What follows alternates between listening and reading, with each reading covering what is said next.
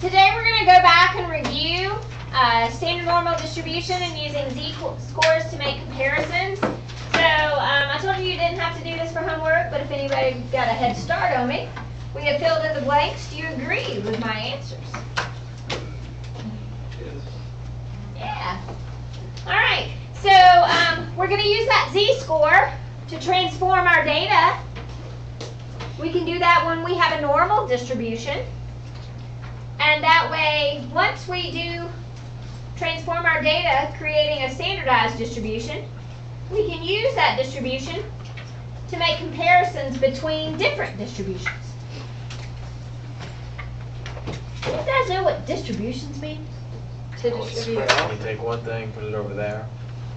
That is to distribute, yes, to move things about. But when we talk about distributions with data, it's just a set of data. So if you took all your data for a particular thing and put it in one spot and created any type of order of the data, you have a distribution. Whether we do a dot plot, do you all remember doing dot plots? Yes. Histogram, box and whiskers, we have lots of different ways to visualize those distributions. Okay, now, with that standardized distribution though, what we've done is we've transformed our data so that we have a mean of 0 and a standard deviation of 1. And all the shapes of these distributions would need to be normal. So we call this the standard normal distribution. And you guys got a chart of z-scores. Woo! That's not what I meant to do.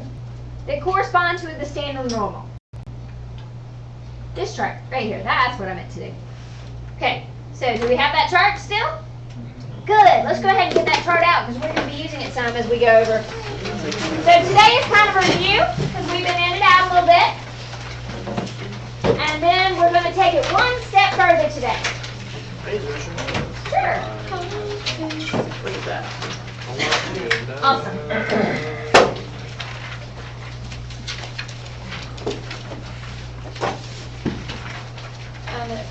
Miss Wilby, so is the test Thursday? Does it still say Wednesday? Yeah. Yeah, we moved the test to Thursday, but you have the option of taking it on Wednesday if it's something that could put you in a position to exempt the exam. So, if Yes, sir. I don't have one of those.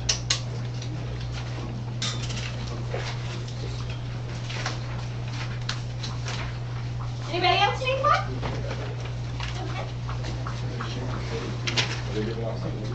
Yesterday. No, the chart. Oh, the chart? Is what y'all need? I am not afraid to. Stop. The charts may have been given out Monday.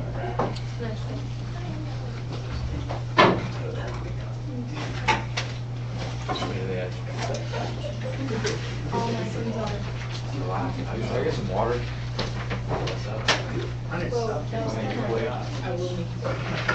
Is this gonna go? Yeah, go. This, just this. I like this. This is. You have to have the stash if you go into the OT. Okay. So, this is our standard normal probabilities, where we can find the probabilities that correspond with a given z-score. Okay, now, last Friday, when we first started looking at normal distributions, we came up with a way to estimate. So if you were asked to estimate using the empirical rule, what were the 3 important numbers with the empirical rule? Plus or minus 1 standard deviation is what percentage? 68. Plus or minus 2? 99.5. 95. 95. Plus or minus 3? 99.5. 99.7. Okay? And will I give you those 3 or do you have to know them? No. You have to know them. So, how would we create a curve using that data? So what we do is we would draw in our curve we start with the mean, and we're going to draw in the curve. You draw as I draw. Curve. Start with the mean. The mean in this case, this is an example about an apple orchard. And the yields of apple trees in the orchard have a normal distribution with a mean of 42.4. So that's where we start with the mean. And it has a standard deviation of 6.1 pounds.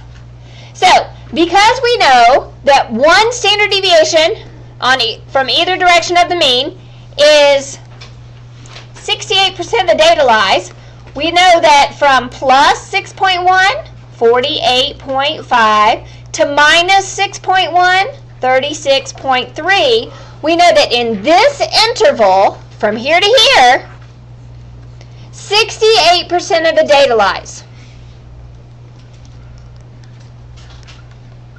Okay? And so we could say 68% of the yields lie between 36.3 and 48.5 pounds. All right, now if we went out another standard deviation, so we added another 6.1, and that gave us 54.6, and we subtracted another 6.1, so that gives us 30.2. Now we are up to 95% of the data. So from here, all the way, 95% of the data. So we would say that 95% of the yields are between 30.2 pounds and 54.6 pounds. And then if we went one more standard deviation in either direction, this was 54, so this would be 60.7, and this would be back 6.1, so it would be 24.1. We know that this is 99.7 all the way, 99.7. So 99.7% of the yields are between 24.1 and 60.7 pounds. Now, we know that's not all of it because the area under the curve equals 1. So way over here we have a 0.0015, and way over here we have a 0.0015 because that's the other 0.3%. Now, if this is 68, then this is 0.34, and this is 0.34. Now, how did we get these other numbers? We subtracted. We did 0.95 minus 0.68 divided by 2. 0.27 divided by 2 tells me that right here is 0.135, and right here is 0.135. We did the same thing for these two. We did 0.997 minus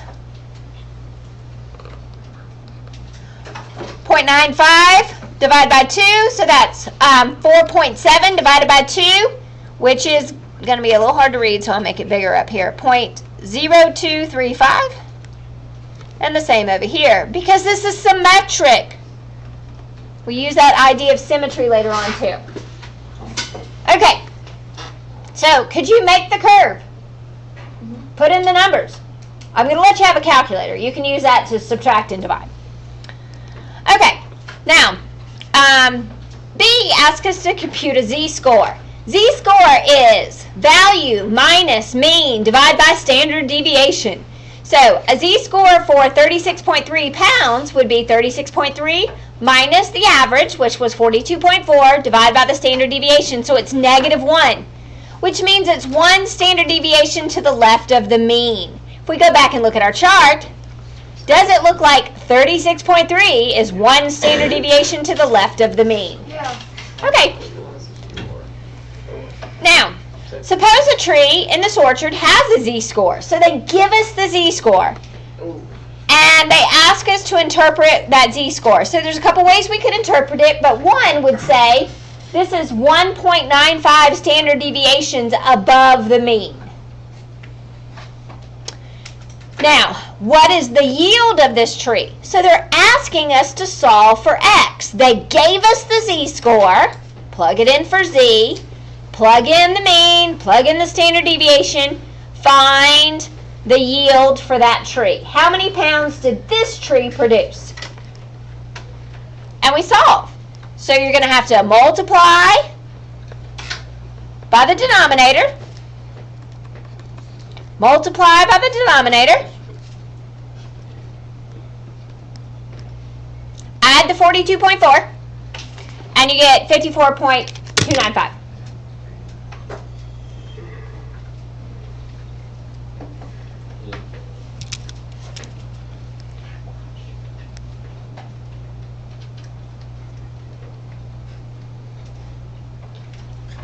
Alright, so using the empirical rule, approximate what percent of the trees in the orchard yields fewer apples than this tree.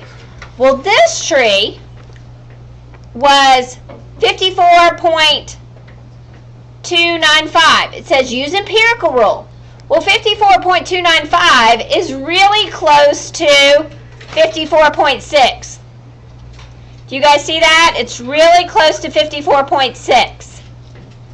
So this 54.6 is way up here. The only thing above it are these two. These are the only two little sections above it. Well, those add up to 2.5%. So only 2.5% would be above it. So everything else would be below it. So, wait a second. I may have done that wrong.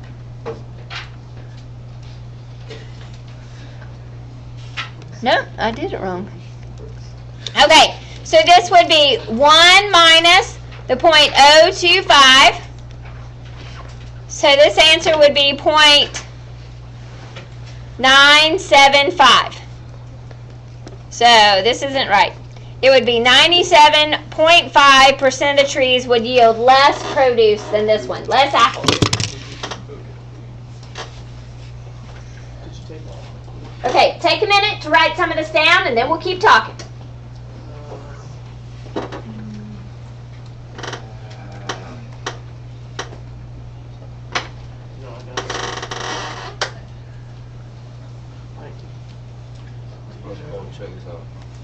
Hey, I got an idea, buddy.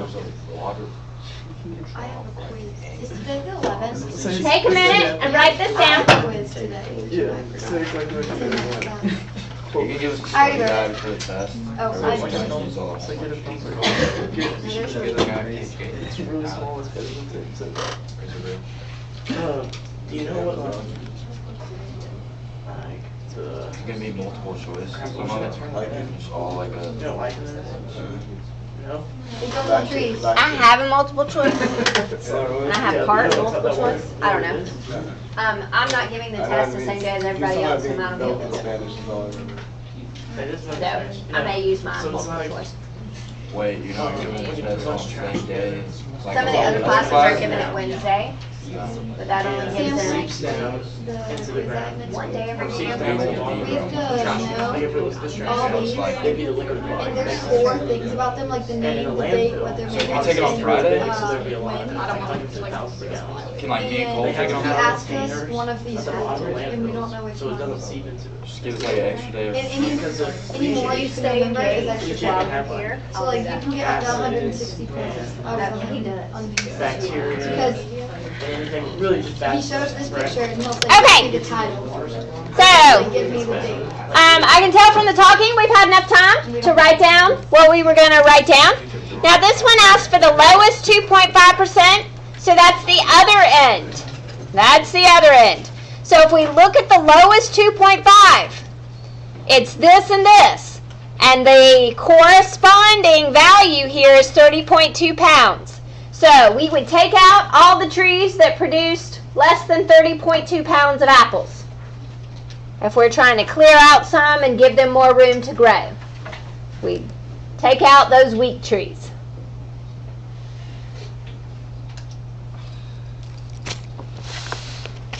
Okay.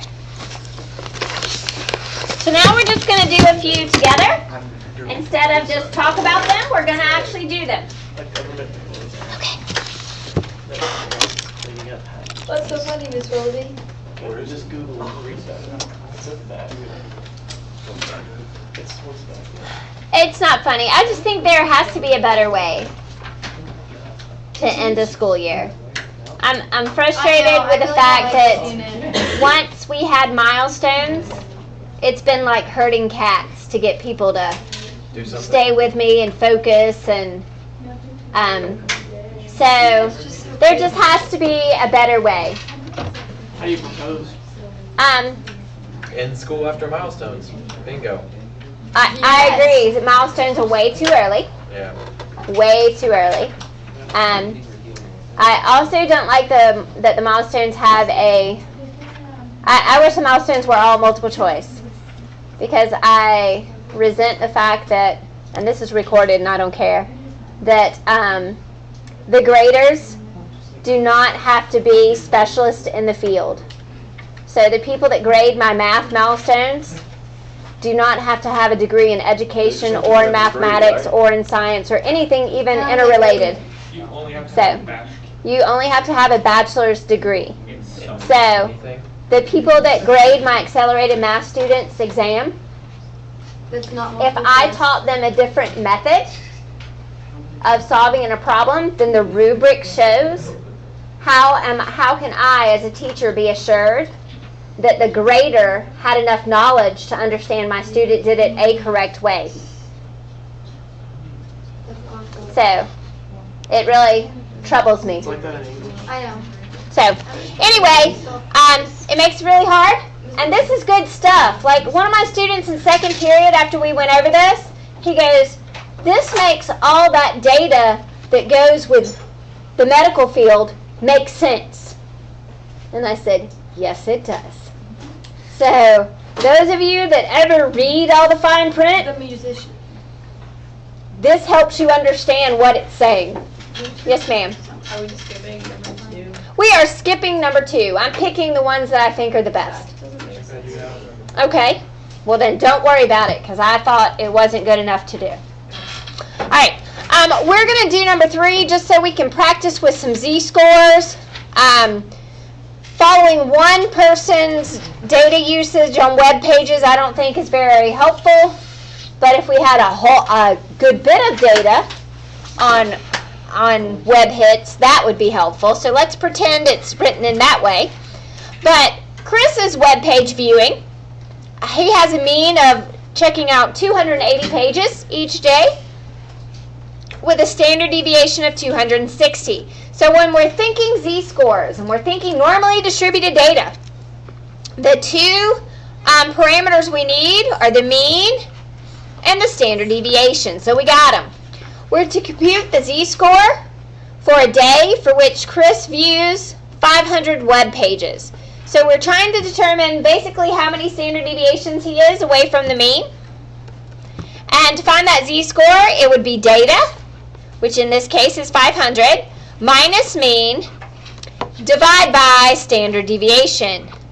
Please calculate.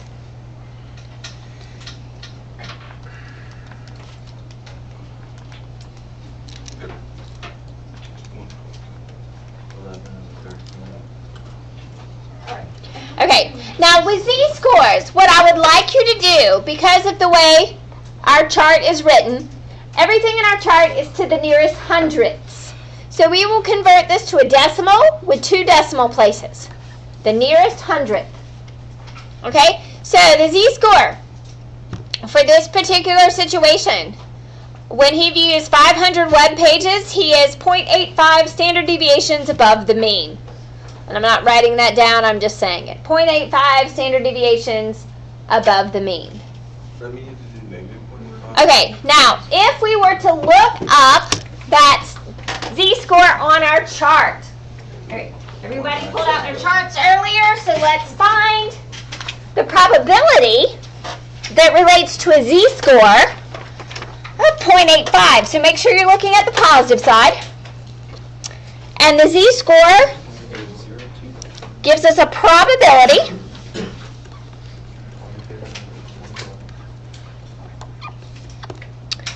of 0.8023. Now that represents all the values that are less than that, because remember when we read it off the chart, it gives us the area under the curve up to that point, to the left of that point. So what that would mean is 80.23% of the time, Chris views 500 or less pages. So that is another way we could interpret that z-score. So 1, we could say his 0.85 standard deviations above the mean. The other way we could say it is that 80.23% of the time, Chris views 500 or less pages. Okay, the next one. Suppose a day has a z-score of negative. Okay, what does a negative z-score tell us about this data in relation to the mean? Is it greater than or less than the mean?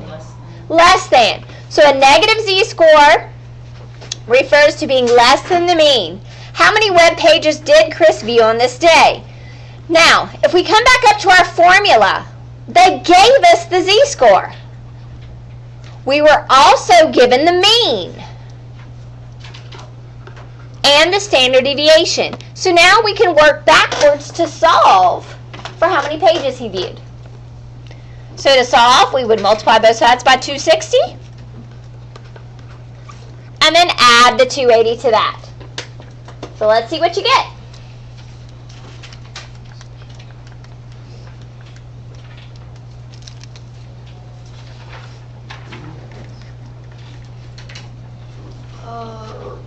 Calculator in that battery. Okay, 59 pages.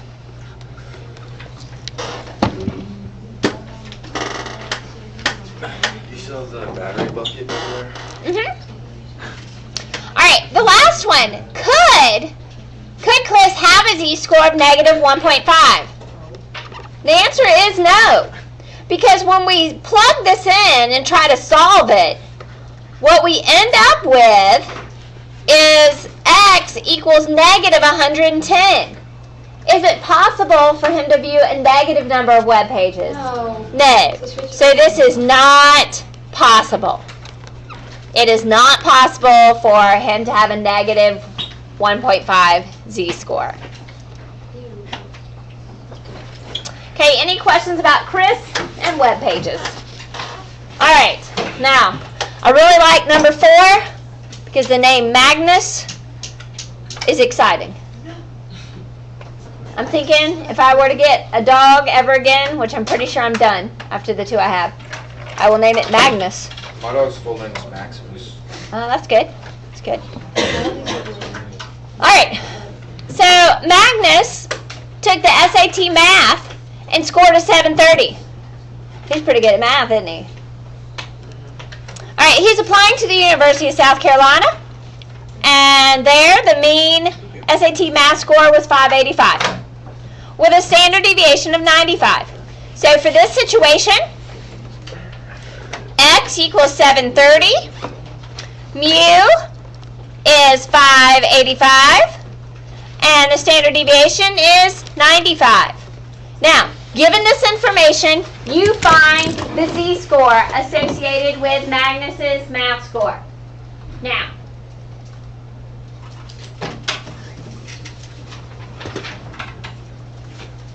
So it is a wow.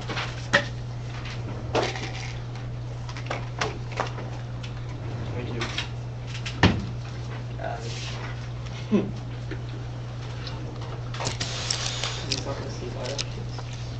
I know how to do it, but you set it up so easy. She underlined all of the numbers. And she wrote them above. Oh, wow. But sometimes I just, And the formula's there. sometimes my hand breaks. And I can't write. okay, so we're rounding to the nearest hundredth. It's okay, I'm fine. So did y'all get 1.53? If I would have finished, I would have. Okay, now, the cool thing about this standard normal probabilities is these probabilities also represent percentiles. So, if Magnus has a probability for this z-score of 1.53, let's read that z-score of 1.53, and what is the associated probability?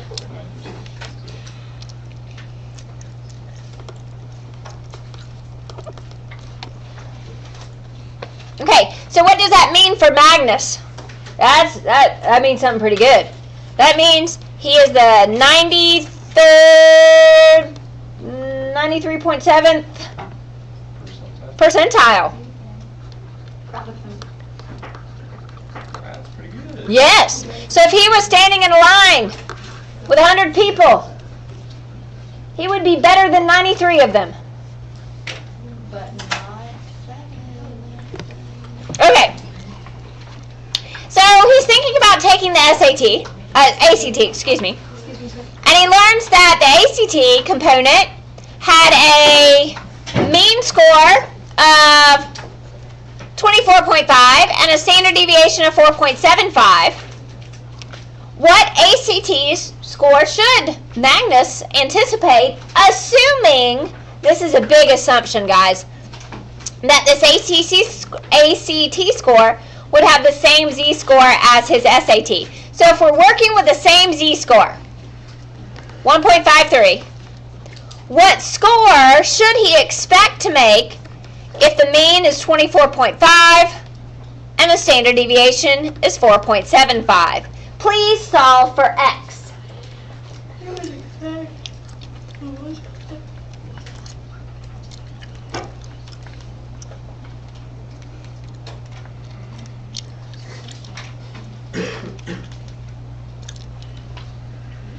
Got it. I'm a genius. Hold on, let me make sure. Yeah. All right, did you get a little 31.7 somethings? It should be around. So pretty close to a 32. A 32 on the math section would be really good, wouldn't it? Yeah. 32 can put you in scholarship contention at a lot of smaller schools. I can't. I got a 36. On the math portion? Yeah. Awesome. So did I. Wow, it is talented. That's great. I mean, I'm at 16. That's a little different. What's the lowest score you can get on the ACT? How much tried your best? I have no idea. I got He's got 26 up front. Okay. What? Okay, we are also going to skip that last It question. is better on the SAT. Really? It is about judging girls' weights. And I don't even know who wrote that question because that should never be a discussion. So we All exit right. it out? So we're exit. Yes, X that out. We are never going back to it. That's me. What are our Alright. approximately 30? Why? Okay. Sam, I repeat that. I'd say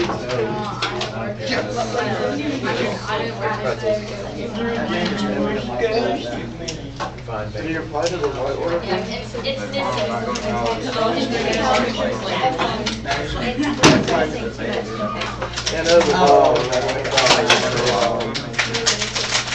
not a phase, Mom.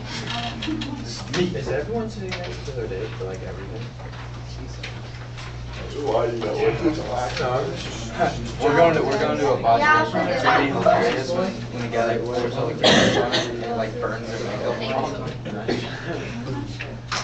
Apparently that happens. My sister told me.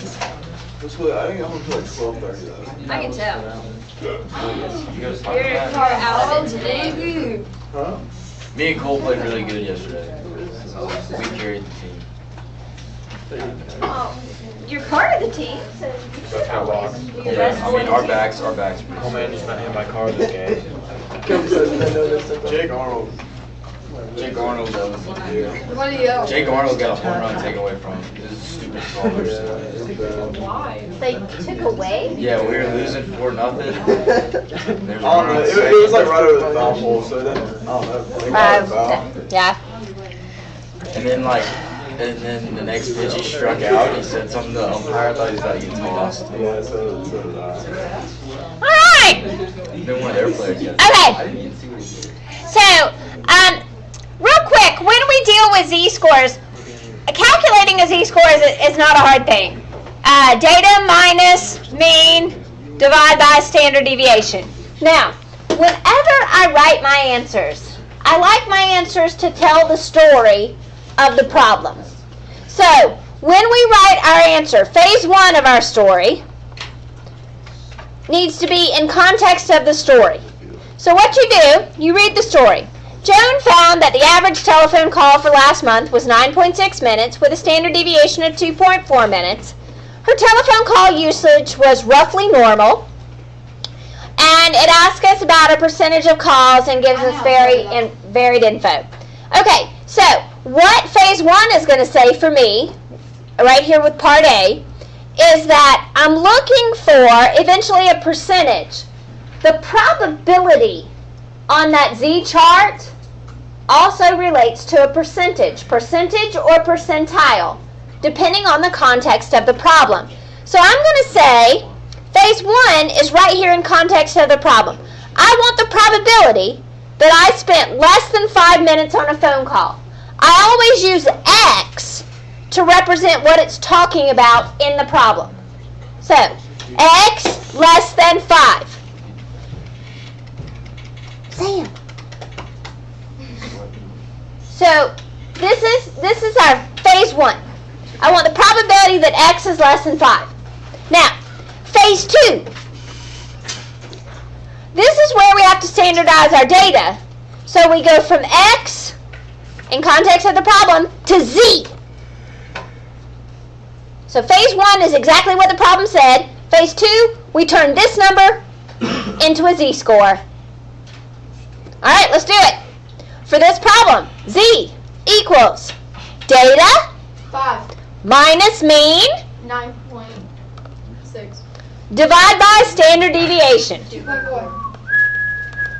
Okay, please give me the Z-score rounded to the nearest hundredth. What's so funny? Cole's face. 1.92. She did call you a Hey, shh. She didn't call me ugly. Very good. No, I gotta find it first.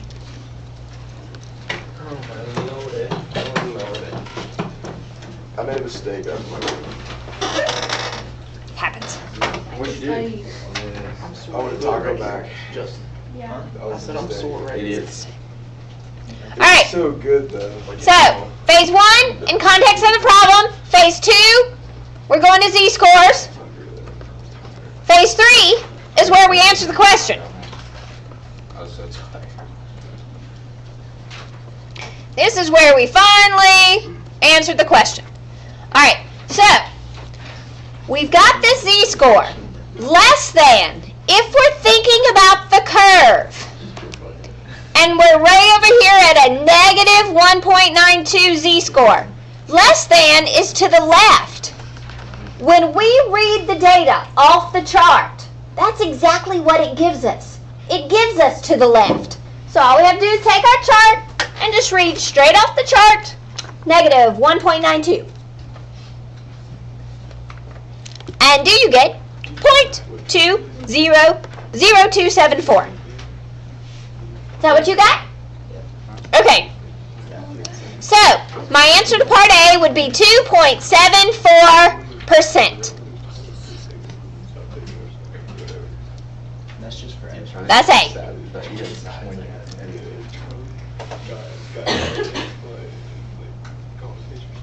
Okay. B. B is the same idea, same exact idea, except we're doubling our time.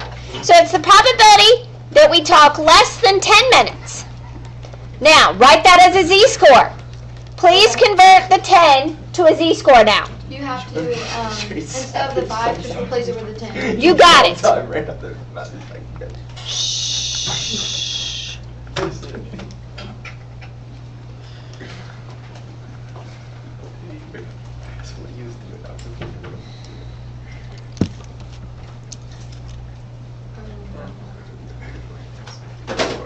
I've already found the Z-score for like 2 of them.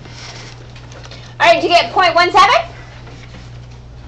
No. Now we're on the positive side of the Z chart. Please find the area under the curve that relates to a Z-score of 0.17.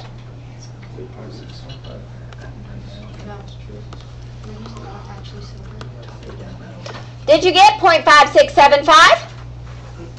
So, 56.75% of her calls would be less than 10 minutes.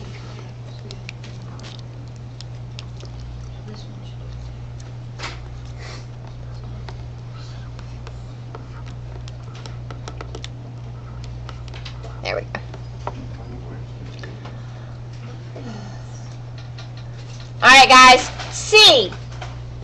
C goes from less than to more than. So we want the probability that the calls last more than 15 minutes.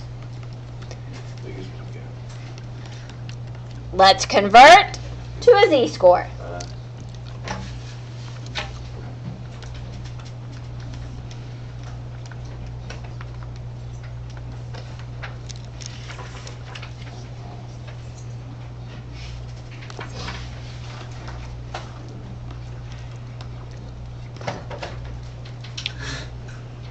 Is this supposed to be a really small number? Okay, so this time we got positive 2.25. Now, greater than is on this side, but when we read the chart, it doesn't give us to the right. It gives us to the left. So, we have two choices here. We can do 1 minus this value, or because the chart is symmetric, this area over here has to match this area over here at negative 2.25. So when we have a greater than, what we could do and read it straight off the chart is do less than the negative, because the normal curve is symmetric.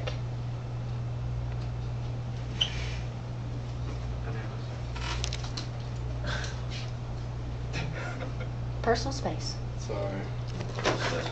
So let's look up negative 2.25.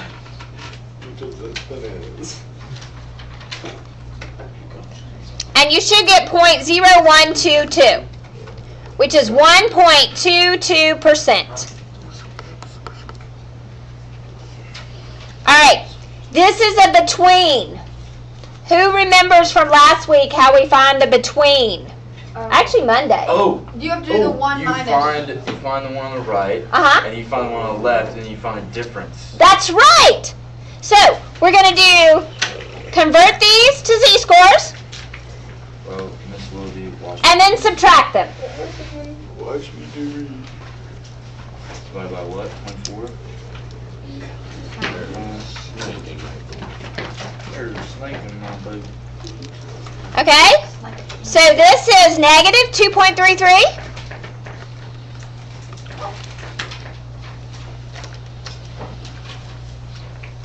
And this one is only negative 0.67.